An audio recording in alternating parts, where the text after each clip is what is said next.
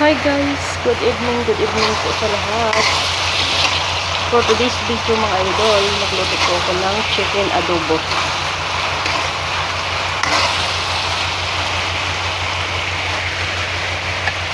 Ilagay na po natin itong patata. Na-fry ko na po siya mga lods. Para hindi siya masira or madurog. Ayan.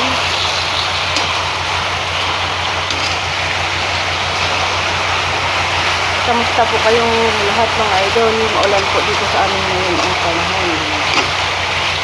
Maulan ngayon mga lods.